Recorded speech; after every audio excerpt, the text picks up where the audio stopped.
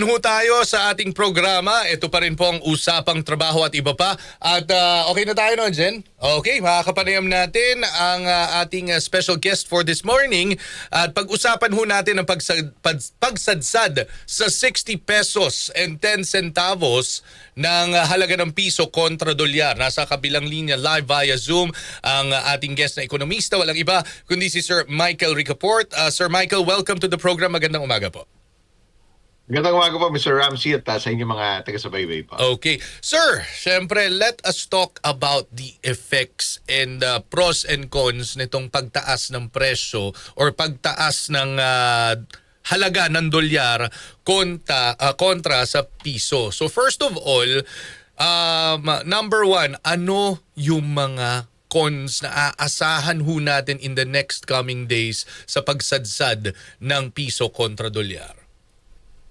Kasi ano po, to start with po, nandiyan naman yung central bank. Mhm. Sinabi po nila, nag-intervene sila, no? Kinonfirm nila yan even since Monday, no? Opo. Although meron talaga sinyales na ini-stabilize nila yung exchange rate, no? Umakyat, pero hindi naman sobrang bilis ng akyat. Unti-unti, no? Mhm. Gradual, no?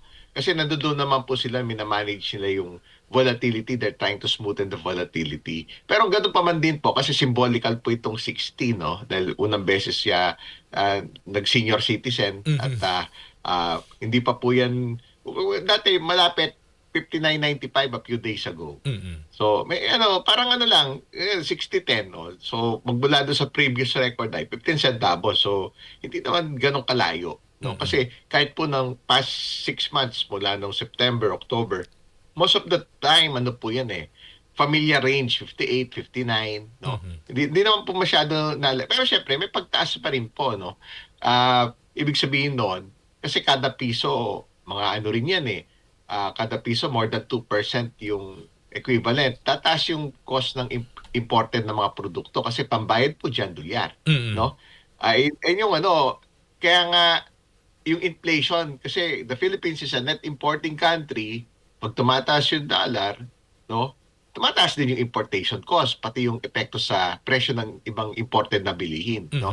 Lalo na mapa-finished goods yun or materyales. Kaya nga po, ini-stabilize din yan. Kasi ang mandato po ng central bank, kahit sa buong mundo, ng mga central bank, price stability and to stabilize inflation. Kasama po sa pag-stabilize ng inflation, yung stable na exchange rate. Okay. Kaya nandiyan po sila to intervene and kung kinakailangan and to smoothen and to stabilize also the exchange rate. Kung umakyat man tulad itong mga nakarang araw, medyo gradual, hindi biglaan, parang unti-unti, no? Kaya ayun po yung doon. Pero yung po yung realidad, syempre, dadagdag yan sa cost of importation. Kasi ini-import po natin halos lahat ng oil natin, yung petroleum. Mhm. So kasama rin po yun doon sa dagdag. Imagine, kung ma-imagine nyo, yung mga ini-import natin na halos lahat ng langis, mga sasakyan, yung mga wala tayo, no, yung mga wheat, no, yung flour, yung pati rin yung mga consumer goods and so on and so forth, no, machineries. So yun po, yung pag nag-import tayo, pambayad ng dollar, umakyat yung dollar, Mhm. so ay idadagdag yun sa presyo ng bilhin. That's on top do sa halimbawa yung oil. Ang world oil price nasa $93, no? Mhm. That's the highest in like nearly 4 years, Opo. no? In 3 to 4 years. So, galing lang po yan ng $67 bago ng giyera. So, in effect, umakyat siya ng mga, di ba?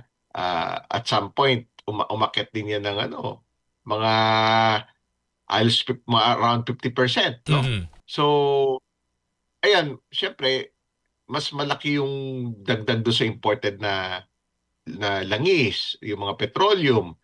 Tapos syempre, yung palitan ng pera, pagpalagay na natin, umakyat yan ng no? Matagal yan sa 58, 59 Opo. Pagpalagay natin, umakyat siya ng yung exchange rate, no? Mga between 1 to 2 pesos. So that's around sa mga around 2 to 4% increase. Ayun po yung dagdag, no? Mga around 4%, ganon. Ayun yung dagdag do sa presyo ng ini-import natin on top do sa presyo sa international market ng mga commodities na Mhm. ini-import po natin, pati mga produkto na imported, no? Ay, may implikasyon po nun, no? Sino pong masaya? Yung mga kumikita ng dollar. Mm-mm. Hindi naman sobrang saya kasi pag namili sila, tumataas din naman yung presyo na bilihin. So, ganun din, they're actually, better sir. off. Pero ganun pa man din po. They're better off kaysa doon sa mga kumikita lang ng pesos. Kasi at least sa palitan na ba, may dagdag sila. Mm-mm. No? Between 1 to 2 pesos compared in recent weeks and in recent months. No? Kasi kahit naman a year ago, familiar ranges na rin tayo, 58, 59 eh. Mm-mm. Parang very very stable, naging stable nga po yung relatively stable, no. May konting pagtaas pero still considered relatively stable. So, yan, OFWs, yung mga pamilya nila kasi papapalit sila ba 60 na, Mm-mm. no? Dati 58 lang, 59. Kung $1,000 yan, may dagdag na between 1,000 to 2,000 pesos, no? Mm-mm.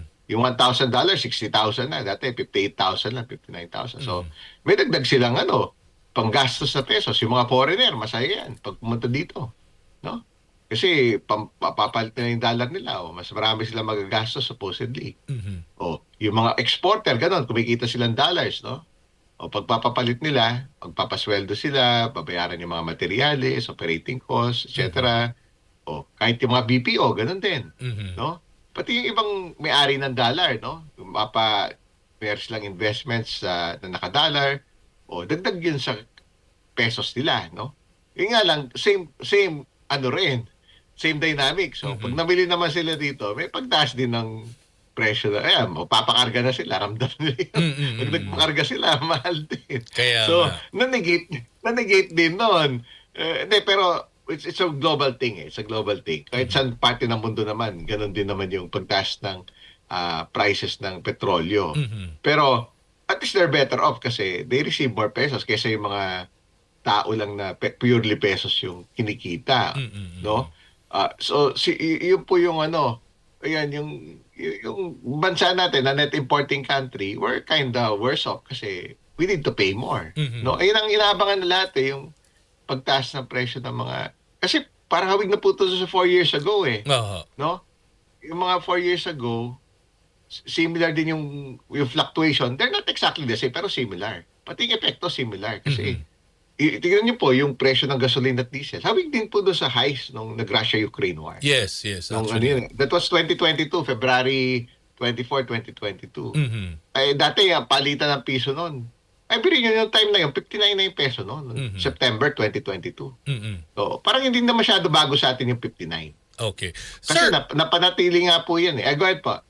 Sir, do you think the trend will still continue na kahit sabihin na natin nandun sa pumapalo, dun sa area ng 59, 58 to 60, makikita ba natin na ito ay bababa pa ang halaga ng piso? Ano nakikita nyo, sir? Well, ngayon, in the first place, yung nag-packet niyan, yung sa Middle East po. Kasi mataas yung langis. Syempre, as a matter of prudence, yung mga importer natin, nag-hedge yan. Parang hini-hedge sila yung requirement sila sa langis. No? Kasi we're a net importing country. We import almost all of our oil eh. O hindi, hini-hedge sila, nagbibili sila nun, ang gamit nila, pambayad nila dalat. Kahit yung ibang importer, ganoon din. Kasi mataas na ngayon eh, pero nag-hedge pa rin kasi may pangangailangan constantly yung bansa natin. Price taker tayo eh. Siyempre, yung supply kahit mahal, yung inventaryo lang natin, 50 days, di ba? Yun nga po yung napapaulat, 50 days. Yun nga po yung challenge ngayon kasi wala makalabas na langis ngayon sa Strait of Hormuz eh. 20% ng crudo yun sa buong mundo, 20% ng mga LNG din, no? Nadaan doon. Meron pa naman 80%, pero mas mahal. Ganun mangyayari, no? Tsaka, depende kung masiservisyon yon. So, meron pa rin risk na, kaya umakit yung presyo in the first place. Dahil supply-demand po yan eh. Medyo mas nabawasan yun. Nandun yung supply, pero hindi po mabiyahe. No? Dahil sinasabotahe yung mga ship ng mga ng Iran, no? Sinasabotahe nila doon. Yung mga barkong nadaan, tinitirahan na lang, natitira ng missile, no? Nagkaka-damage at kaya wala po tuloy nalayag, no? Except yung mga a few Iranian na shipping vessels at mga oil tankers. Sila lang po yung konti halos wala. Kaya ayun po yung kakaiba ngayon compared to 4 years ago. Okay. Kaya nag-hedge yung mga tao, syempre yung mga importer din, nag-hedge yan, yung mga requirement nila. Parang habang may geopolitical risk and uncertainty. Kasi yeah, realistically mahal, pero yung iba no choice. But siyempre, mag-aangkat, mas mahal. Mhm. Mas kailangan nila mas maraming dolyar kasi mas mahal na yung bibilin ng yung aangkatin ng bansa natin. No? But the thing is, ma-offset din yan kasi ma-offset yan kasi mahal eh. Mm. Pag mahal, yung paggamit mababawasan. Mhm. No? Hindi naman kung ano yung konsumo dati, yun din ang konsumo ngayon. Magtitipid po yung mga tao. Mm. Kasi mahal eh. Mhm. Di yung iba bigla lumuwag yung kalye, di ba? Yes. Nabawasan yung mga kalye sa sasakyan. Hindi muna yung essential travel muna. So mapapaisip yung iba nating kababayan kung ngayon malapit na yung Holy Week. O Mhm. pagdadrive ba sila malayo, no? O kahit sa araw-araw sa trabaho, ganun din, no? Magdadala pa ba ng kotse yung iba kung tama na sila makaraos, di ba? Kasi Mhm. dahil dagdag yan eh. Tapos, yan yung mga sasakay ng eroplano. Magugulat sila, di ba? Kung mag-adjust na, no? Kung eventually ma-reflect yung adjustment, may price shock din, no? Mhm. Baka hindi mo na magbiyaheng iba kahit sa barko, ganun din, no? Kasi, pag magpapakarga sila, yung mga sasakyan na yun, tumaas kagad eh. Mhm. So, i-reflect din yun sa mga ticket prices nila, no? Ayun po yung mga palaisipan na kahit naman this is not may pagkakataon na lumilipad talaga yung world oil price. Mhm. Yung mga ganyang tinatawag po doon, humihina yung demand din ng mga ibang tao sa paggamit ng sasakyan, sa pagbiyahe, Mhm. demand destruction. Ayun po yung mag-offset nun. Kasi hindi ko mamahal yan, bibilin pa rin ng mga tao pero sa laki ng tinaas ng presyo, yung iba no choice eh. Kasi Yes. gagamit pa rin ng mga sasakyan. Mhm. Mag-angkat pa rin yung bansa natin. At sa mas mahal na halaga, biruin niyo po, $67 lang yan before the war. Mhm. No, we ended the year $57 lang per barrel yung Nimex oil. Yan, nasa $93 eh. Ang No? laki. Ano So, ano 'yun, sir, ha? malaki. Halos doble. Opo, kaya nagballoon yung from the lows, no? Nagballoon yung pag mamimili tayo, yung pangangailangan ng bansa natin mas Mhm. marami, Mhm. 'di ba? Yung mas mahal. Hindi necessarily mas marami pero mas mahal yung kailangan bayaran. Anong pambayad po doon? Dolyar.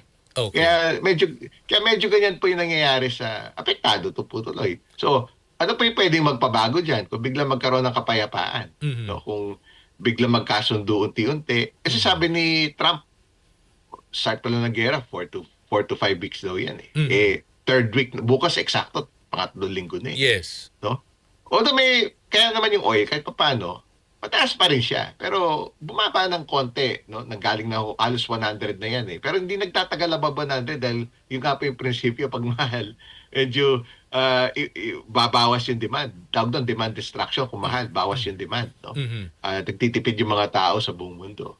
So it Ah, means, Sir Michael, with regards to that, na nasabi niyo yung demand destruction na yan, ibig sabihin, kung nababawasan yung tao na nagko-consume nito, will it also affect the prices?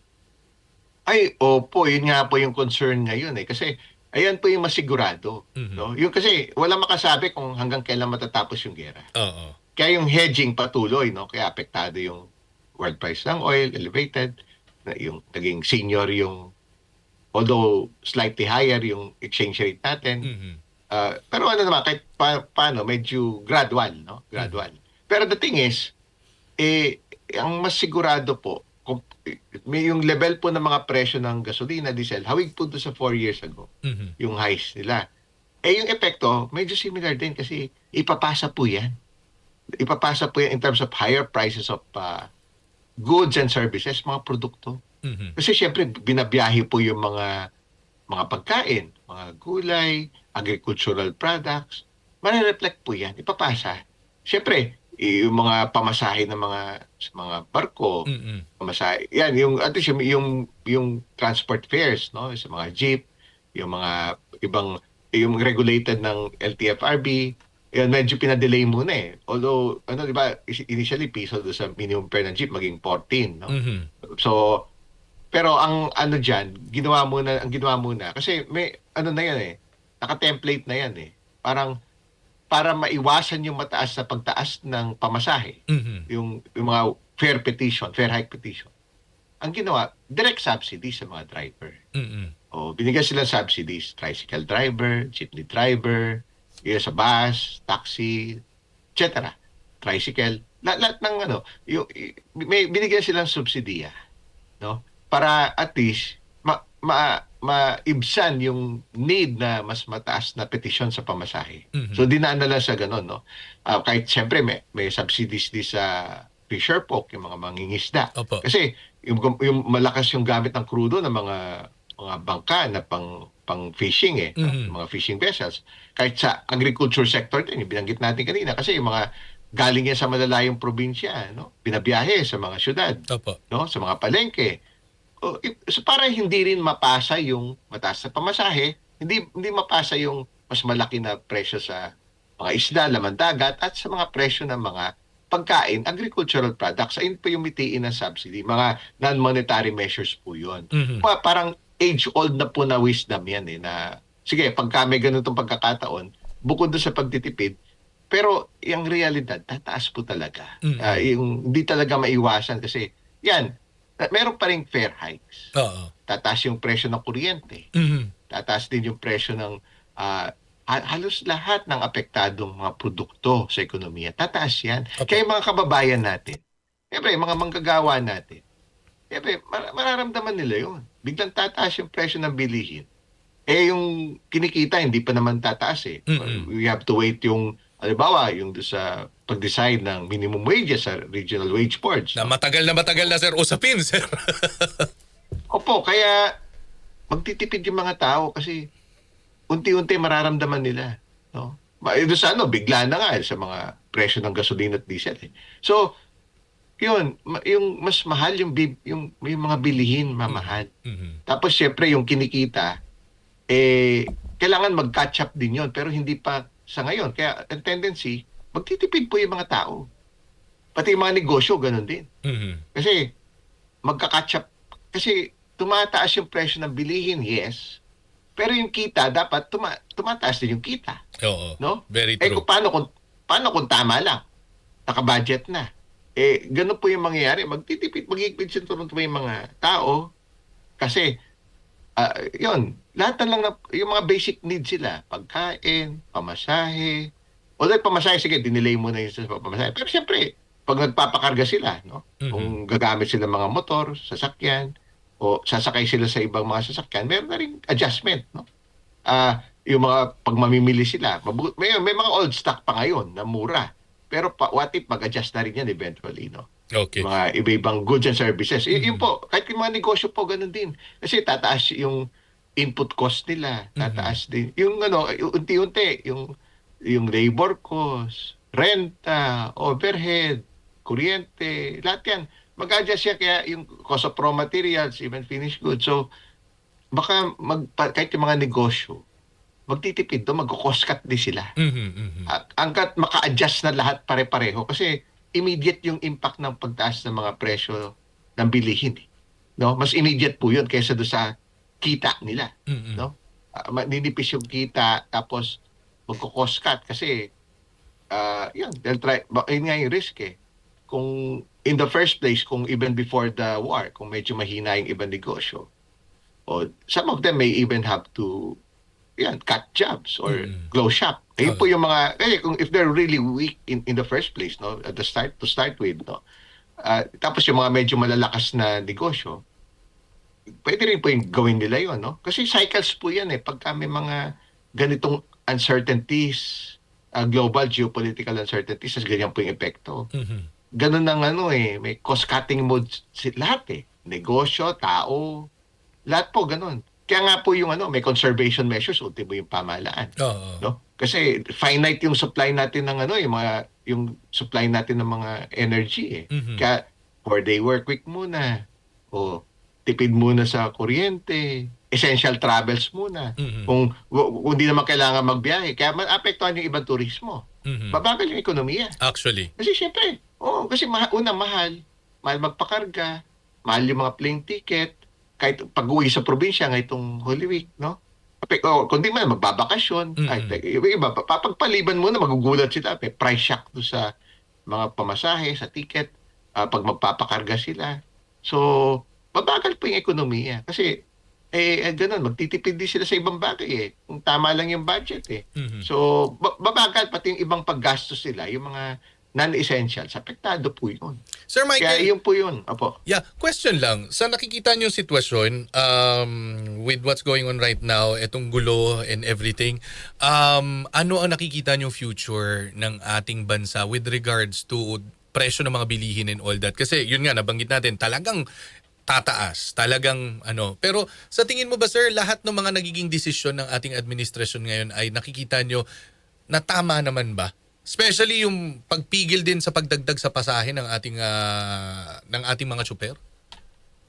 Well, kasi dahil ang sinaalang-alang po, dinelay lang naman po. Pero parang papunta talaga dun dinelay lang. Mhm. Kasi parang, ayun nga yung dahilan na marami ng, syempre, burden do sa mga, sa commuting public, no, sa general public, no, sa mga ordinaryong Pilipino. So, para maibsan muna, sige, delay, maaring yun, meron namang alternative way of doing, instead of just raising the fare. So, nga po na binanggit natin kanina, pwedeng daanin sa subsidiya na lang, direkta. Mhm. No, para hindi na maipasa yung mataas na pamasahe, for that matter, no, sa general public. No? That's one alternative, no? Well, ano na to they know what to do naman, naka-template na po yan. May playbook map, kumbaga. Pagka may ganitong pagkakataon, matik na po yung mga ganyan. Conservation, yan, lahat ng mga measures na yan. Non-monetary measures sa subsidies. No? Kasi yung ano nga dyan parang nauungkat time and again, no? Kahit 4 years ago, yung excise taxes. No? Kasi yung sa excise tax naman, kasi sino po ba yung karamihan nagbabayad? Yung mga may kaya. Mhm. So, kung in-across the board na itigil yan, ang makikinabang yung mga medyo may kaya. Yung higher income brackets, yung hindi naman talaga kailangan na, yung mga may pinakakailangan po, yung mga, sino po ba yung pinakapektado ng pagtaas ng diesel, Mhm. no, gasolina? Yung mga namamasada, yung mga drivers, no, yung public utility vehicles. Kasi yung take home, yung nauuwi nilang kita, apektado kagad Sila yun Mhm. Sila kagad wala nang iba, no? Tapos ano pa, syempre, magiging profitable pa ba sa kanila o hindi na mamasada? O magbiyahe pa ba sila o hindi? O magpalit na silang trabaho? Ganun pwede mangyari.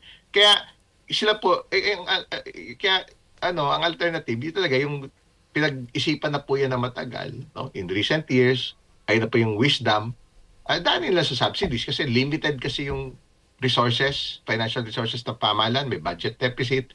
So, tinarget na lang yung subsidies. Kahit na panahon ng pandemya, medyo similar din naman po yung approach So, it's really nakatarget yung subsidies do sa poorest of the poor, do sa most vulnerable sectors, sa mga ganitong pagkakataon, no? Kasi sila naman po din yung apektado. Kasi una, yung excise tax, karamihan na nag-aambag dyan, yung mga may kaya, higher income brackets. Opo. Tapos, syempre, kumpara doon sa, di ba, yung mga lower income brackets, yung mga poorest of the poor na nag-aambag doon sa tax na yun. Syempre, pinapondaan din nun yung mga programa ng pamahalaan doon sa poorest of the poor. Kaya, yun po yung mga naging wisdom na po ng even in previous administrations and previous economic teams. Aral na po nila yan. Kasi, malaki po yung ambag niyan sa funding Dahil may budget deficit, kailangan ng funding So, yun, mas intelligent, mas targeted through the subsidies. Okay. So, Sir Michael, sa tingin mo, ano ang dapat na susunod na hakbang na gawin ng gobyerno para kahit papano matulungan ng ating mga kababayan with regards dito sa mga nangyayaring ito, yung epekto ng pagsadsad ng piso kontra dolyar and all, anong mga sa tingin mo dapat ng sunod na gagawin ng gobyerno para ito ay maramdaman ng ating mga kababayan? Well, structurally, yung usapan natin kanina, well, kaya nga po yung price stability, yun yung mandato ng mga central bank. Yes, sir. Sa atin, kaya nandun sila, no? So, may intervention, no? Dahil nga sinasaalang-alang nila yun. Para rin sa mga kababayan natin yun para hindi masyado maging mahal din yung importation cost, no? Kaya pinapanatili nila stable yung currency, no? So that's one. Kasi trabaho talaga nila na make sure na yung inflation under control, no? Yung pagtaas ng presyo ng bilihin. Kung kakailanganin na pahinain yung ekonomiya para lang bumaba, mahirap na decision po yun, Kasi ang tool po kasi nila interest rates no?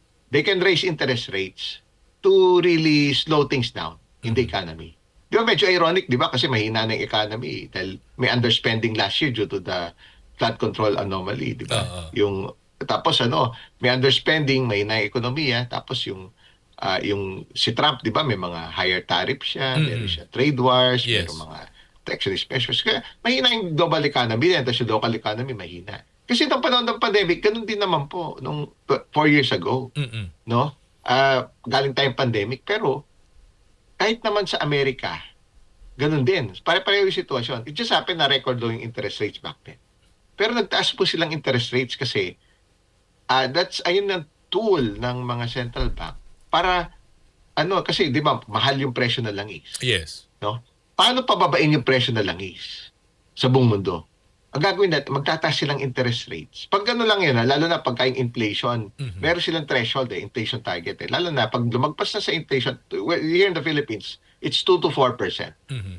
Kung manganganib po na sa taas ng inakyat ng presyo ng gasolina at diesel, tapos ipapasa-pasa yun sa ekonomiya, baka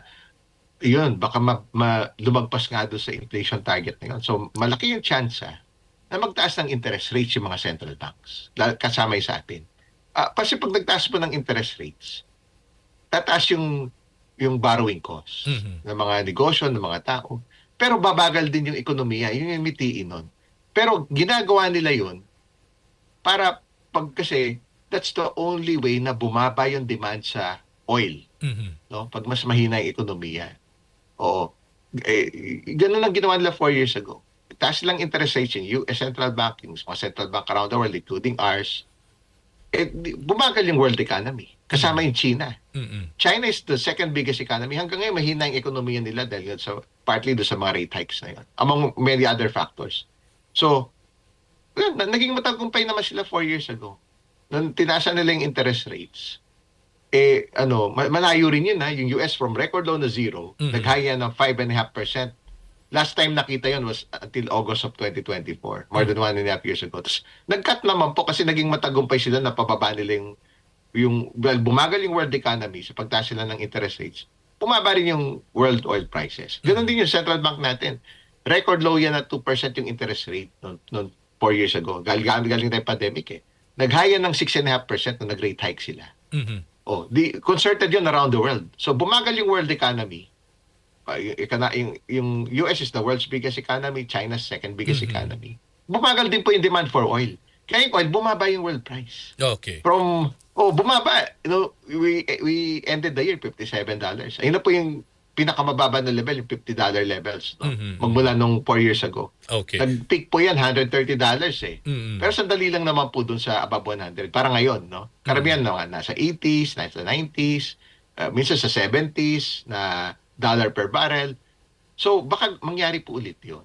Magtaas ng interest rates.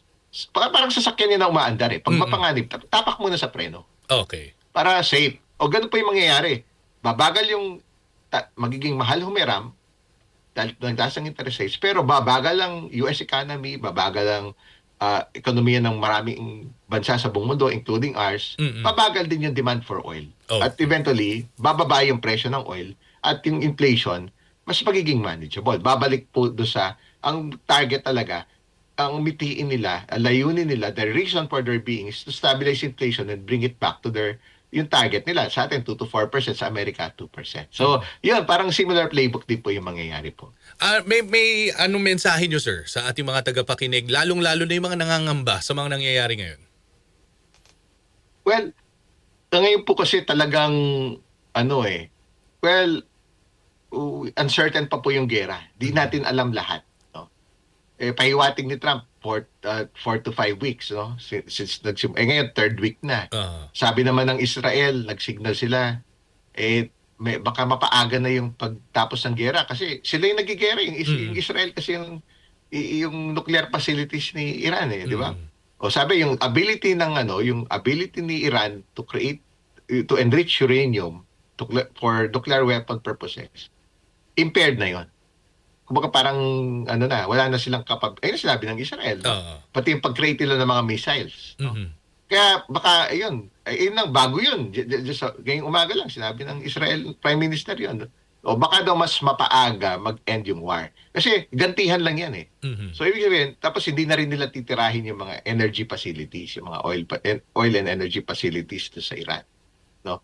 Kasi itong Iran naman, ayun ang wala pang sinasabi kasi si Iran, tinitira rin yung ibang energy infrastructure do sa mga ibang bansa sa Middle East yun, kahit yung Yes. mga walang kinalaman, Oo. no? Siya na lang talaga, no? O, ngayon, syempre, yung hindi pa natin alam kung kailan, pero dapat talaga bawasan natin yung dependence natin sa imported na oil, Mhm. no? Kaya may electric vehicles na, no?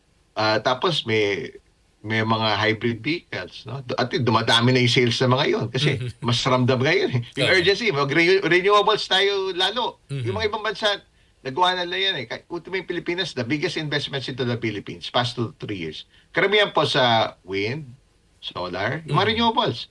O, pabilisin yung rollout po ng mga yon. Tsaka in recent, kahit naman for many years and decades, kahit 1980s pa or earlier, nag-shift na tayo sa renewables, diversified na yung bansa natin. Marami tayong geothermal. In fact, geothermal, we're number 3 in the world. Mhm. No? Dati nga, number 2 po tayo eh. No? Naparami lang yung gawa ng yung capacity ng Indonesia. No? Mhm. Yung sa yung hydropower. At some point ngayon, Mindanao, kalahati ng kuryente galing sa hydro. Bumilis lang yung development ng Mindanao, dumami yung pangangailangan sa kuryente. They had to diversify. No? Sa diesel, sa coal, tapos sa natural gas, meron naman po tayong malampaya for the past 20 to 30 years. No? Meron pa na-discover na bagong reserves sa natural gas sa malampaya.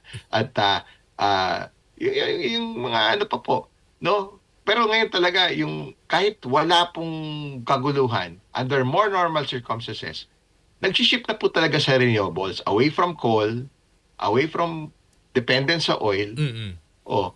Doon na talaga. Alam niyo po ba, yung sa Europa, sineryoso nila yung solar power. Mhm. Mas marami pa yung pag-produce ng kuryente sa European Union, sa EU.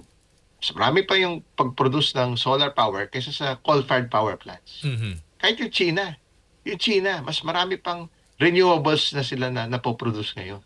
No? Kasi yun po pag talaga sineryoso yan alam niyo po yung Pilipinas naman, dati pa pong pinag-isipan yan. Mhm. Meron na nga po tayong BNPP, yung nuclear power plant. Di lang po nagamit kasi may mga issues lang on safety, etc. Yes, yes. Yung the rest of the world, ganun din po yung ginagawa. Kaya, dahil 1970s, may oil crisis na noon, di ba? 1979, Iran din yun, Iranian Revolution. 1980s, Iran-Iraq War, nandun na naman yung Iran at yung langis, no?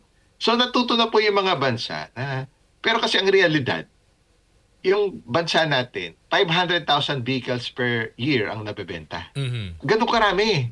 500,000 vehicles. Karamihan nun, gumagamit pa rin ng gasolina at diesel. Pero dumadami na rin po yung electric at Actually. hybrid. Oo. Kaya yun po talaga yung, syempre ngayon, sa ganito pagkakataon, age-old na po wisdom Higpit sunturon tayo sa, wag mo nang biyahe na unnecessarily. Yung mga importante lang. Kung pwedeng, kung safe at kung practical, lakad muna, bisikleta. Kasi limited yung supplies ngayon Dahil yung kakaiba po ngayon, walang nakakalabas sa Straight of Strait of Hormuz. Hormuz. Oo. Wala. So, iyon na importante. Kung bumalik yon, babagsak ang world price ng oil. Pati mag-i-improve din yung peso. Sige. Hinihintay pa po lahat nun. Sana mangyari na talaga, no, sir? But anyways, Sir Michael, ang dami pa sana namin pag-uusapan. But anyways, thank you for the time. Sobrang very enlightening lahat ng napag-usapan natin today.